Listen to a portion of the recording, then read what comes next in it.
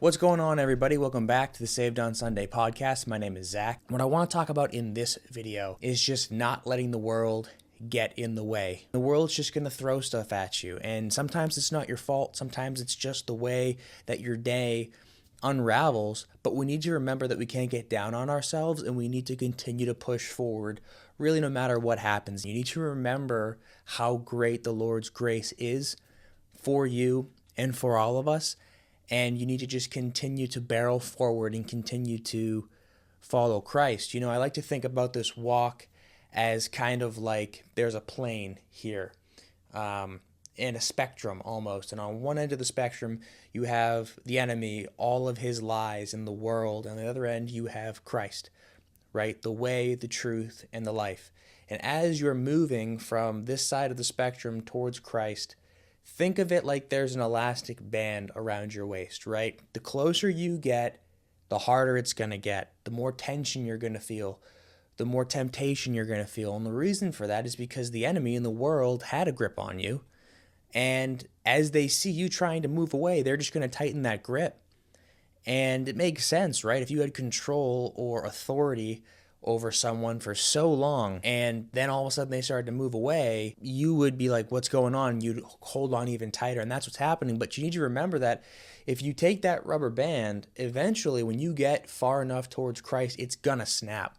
Those chains are gonna break, and you're gonna be able to move to Him way easier.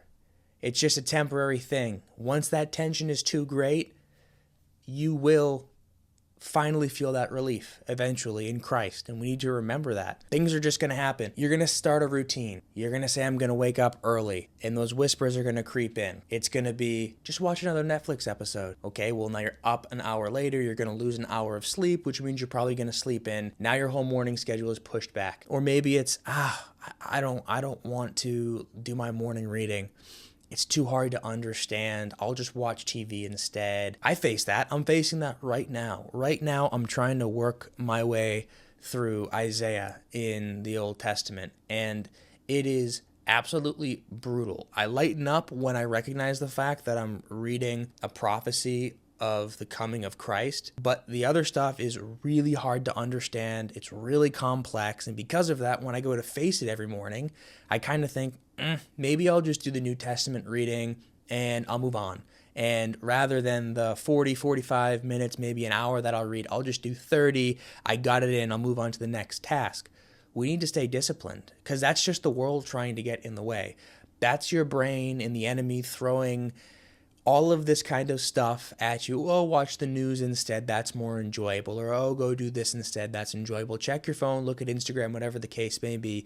You have to stay disciplined. You cannot let those fleshy things, you cannot let the world penetrate what you're trying to do. And what you're trying to do is walk with Christ. What you're trying to do is focus on this end goal, and that is be the best Christian that you can be. God bless.